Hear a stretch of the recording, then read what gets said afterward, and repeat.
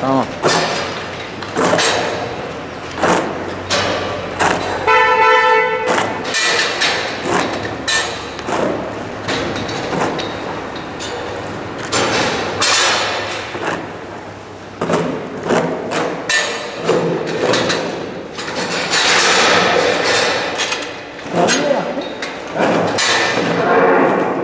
Ya şimdi.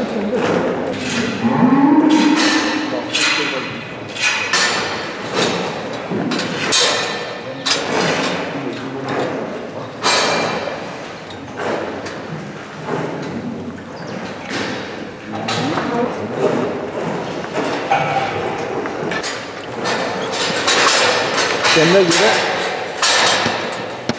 Doğan Koç, Bingöl Temizlisi İşçi Birliği Başkanıyım, üreticiyim. Hayvancılık yapıyoruz. 2018 gerçekten hayvancılık çok ciddi bir kriz içerisinde. Neden dersek, hayvanı elinde olan insana hayvanı satamıyor. Ve satamadığı için de büyük krizler içerisinde. Vatandaş sütünü 1300 liraya satıyor, yemin kilosu 1800 liraya. Yani vatandaş şu an çıkmaz sokak dediğimiz çıkmaz. Ve çıkmaz sokakta çıkması için de devletin ciddi ve işi eline bırakacak politikaları üretmesi lazım. Ve vatandaşın ve köylünün emekleri olan hayvancılık anlamında gerçekten kayda değer, hak ettiği değerde malın sütünü ve hayvanı satması lazım. Yani biz bu ülkede ithal etle bu işin çözülmeyeceğini herkes biliyor. Tabii demiyoruz ki tüketici mağdur olsun. Tüketicinin de hakları var, tüketim yapan insanların da. hak ettiği değerde eti alması lazım. Ama önce üretici kullanmamız lazım. Üretici üretmesi lazım ki tüketici de rahat tükettiği hayvanı, eti alıp kullanması lazım. Yani onun için 2018 hayvancılık sektöründe çok ciddi sıkıntılar yarattığını söylüyoruz. Ve bundan dolayı ciddi mağduriyetler var. Yani mağduriyetlerin giderilmesi de çok önemlidir. Ve bundan dolayı biz hükümetten bu anlamda ciddi bir politika bekliyoruz ve gerçekten vatandaş zor durumda. Biz sade vatandaş para kazansın, ülke ne olursa olsun mantığında değiliz. Bitkisel üretim olmadığı için yem fiyatları yükseliyor. Buna iyi bir politikayla neden tarlamız ekilmiyor, neden yoncamız ekilmiyor, neden sılakımız ekilmiyor diye kendi irdelemesi lazım. Ve yem fiyatları yüksek diyoruz. Doğru, yüksek. Niye yüksek olduğunu, niye ekilmediğini, niye ekilmiyor bunu soran bir devlet politikası olması lazım. Tarım Bakanı çıkıp neden ekilmediğini kendisi bile kendi sorgulaması lazım. Vatandaş niye ekmiyor? Neden ekmiyor? Biz bitkisel üretim anlamında ciddi politikalar gitmeden bitkisel üretim olmayan bir ülkede hayvancılık yapmak da zordur. Ve bundan dolayı gerçekten bitkisel üretim olmadığı için yem fiyatlarının yüksek olmasından dolayı hayvancılık yapan insanların krizde olduğunu ve yem fiyatlarının yüksek olmasından dolayı 2018 yılında bir torban yemin 85 lira çıktığından dolayı sütün litresi 1300 lira olduğundan dolayı insanlar batıyor. Ve insanlar gerçekten bu işi bırakmak istemiyor. Ama şu anki mevcut politika gerçekten bu politikayla doğru bir politika olmadığını yıllar söylüyoruz. Çünkü biz köylerde adam bulamıyoruz, çalışamıyoruz ve şehirde de insandan geçilmiyor. Afganistan'dan insanlar gelip çalışıyor. Kendi ülkemizde biz üretim yapmıyoruz. Yani her şeyimiz ithal. Biz bu ithalla bu ülkeyi çıkmaz sokaktan çıkaramayız. Ve biz bu politikaları yeniden gözden geçirmesini istiyoruz. Biz hükümetin verdiği destekleri inkar etmiyoruz. Çok ciddi destekler veriliyor. Ama hak edilene verilmiyor. Hak etmeyenlere veriliyor. Mesela köylerde doğrudan gelir desteği adı altında muhtarların imzaladığı bitkisel üretim kağıtları hiçbir tanesi hak etmeden para veriliyor. Biz buna karşıyız. Üretim yapana destek verilmeli. Üretim yapmayana değil, üretim yapana. Çiftlik yapıp hayvan besleyene çiftlik yapılmış. Çiftlik yapıp da hayvan koymayana değil, hak edene verilmesi lazım. Biz bu işi kriterler üzerinde yürüttüğümüz zaman genç çiftçi gibi yani kriterleri tuttu diye veriliyorsa bu doğru değildir. Kriterleri bir tarafa bırakmamız lazım. Bu işin ehli olan komisyon kurulması lazım. Sadece kağıt üzerindeki kriterlere göre biz köylünün ahırını, hayvanını tespit ederek biz destek veriyorsa bu doğru değildir. Çünkü hak eden alamıyor. Hak etmeyenler destek alıyor. Bunun için kriterleri bırakıp gerçekten müracaat eden hem %50 ahırlarda hem genç çiftçide 6 hayvanı olanlarda bunlara kriterleri bir tarafa bırakıp gerçekten kim bu işi yapıyor, bu işin hakkına kim geliyor, kimler gelebilir, komisyon kurulup doğru ve işin eline verilmesine tarafız. Çünkü yoksa insanları küstürüyoruz. Çünkü adam diyor ki, vatandaş şunu söylüyor, diyor ben ahırım, hayvanım var, hayvancılık yapmak istiyorum. Adamın hayvanı yok, kriterlere uyduruyor, ahır yapmak istiyor, yapıyor. Benim hayvanım dışarıda kalıyor diyor.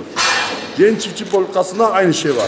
Vatandaş diyor ki ben köyümde gidip keçi besleyeceğim, koyun besleyeceğim ama şehirdeki insanların kriterleri tutuyor diye köye dönüş projesi adı altında destek veriyor ve o adam hayvanları satıyor, yiyor, beslenmiyor. Çünkü devletin verdiği katkına değer olan hayvanlar ya satılıyor ya kesime gidiyor. Biz Tarım Bakanlığı'nın bu işe, Tarım Bakanlığı'nın Tarım İl Müdürlüğü'ne talimat vererek herkesin kriterlere göre değil, bu işi yapabileceğini tespit ederek verilmesine tarafız. Çünkü sonuçta Tarım İl Müdürlüğü de bakanlığın belirlediği kriterlere göre hareket ediyor. Bu kriterler de doğru kriter değildir. Tarım İl'ine talimat verecek, diyecek ki her köyde kim bu işi yapacak, gerçekten yapmak istiyor. Biz buna destek vermeliyiz demeli. Ve bundan dolayı gerçekten ülkenin verdiği destekler çoğu israf oluyor. Ve bundan dolayı da verilen desteklerin katma değer olarak dönmesi mümkün değildir. Ve bundan dolayı ülkemizde ithal et konusu devamlı devam ediyor. Bunun önüne de geçmemiz için Türkiye Cumhuriyeti sınırları içerisinde herkesin el birliğiyle el atması gerektiğini düşünüyorum. Ve bunun için Tarım Bakanı dahil buna el atması lazım. Sayın Cumhurbaşkanımız da bu işin nasıl çözülmediğine buna ciddi şekilde üstünde durması lazım. Ve bu işi sahada, uygulamada olan insanlara bırakılması lazım diye düşünüyorum. Kağıt üzerinde olan hiçbir şey başarılı olmamıştır. Başarı olması da mümkün değildir. Adım Remzi Köklü, Çobantaş Köyü Bingöl'de oturuyorum. Hayvancılık yapıyorum. 48 yaşındayım. 8 yaşı bir tarafa bırakalım. 40 yaştır. 40 yaşındayım. Ben bu hayvanın içinde büyümüşüm. Hala da yapıyorum. Hayvancılık yapıyorum.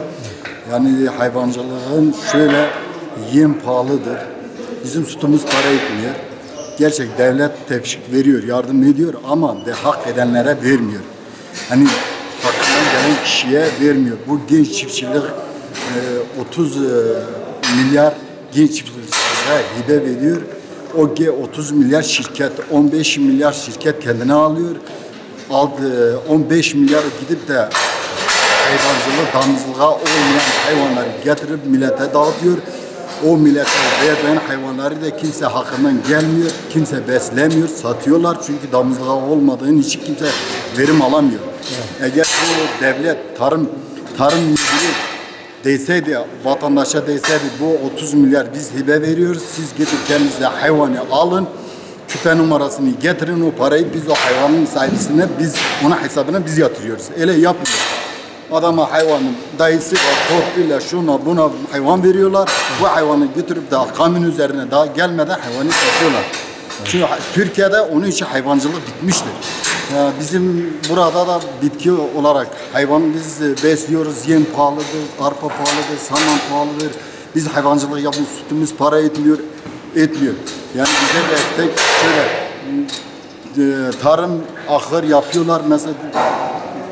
Destekleri ahır yapıyorlar. Adamın hiç hayvanı yok, bir şeysi yok. Ahıra para yatırıyor. Boş boşuna olur çökmüş. O devletin parası yazık günahtır. O öyle şeylere yatırım yapmasın. Hak edenlere, hakkından gelen kişi, hayvanı besleyen kişilere versin. Benim 2 tane ahırım var. Bir kiradadır. Kiralanmışım, hayvan besliyorum. Bir de benim ahırım da yeterli değil. Şimdi gelse devlet bana dese ben sana veririm. Bana değil, benim gibi kişilere versin. Yani hak edenlere, yeri olmayan kişilere versin.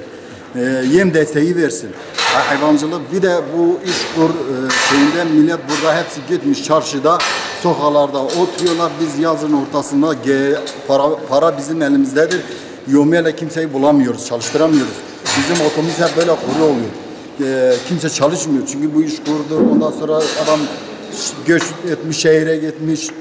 Biz diyoruz bu hayvancılık konusunda hakkından gelen kişi, devlet burada, Tarım İl Müdürümüz gelsin, hak eden kişilere, hakkından gelen kişi zaten tarım biliyor.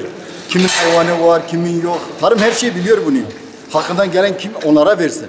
Hak edenlere versin, hakkından gelen kişilere versin. Ben sadece bunu diyorum. Allah yardımcımız olsun.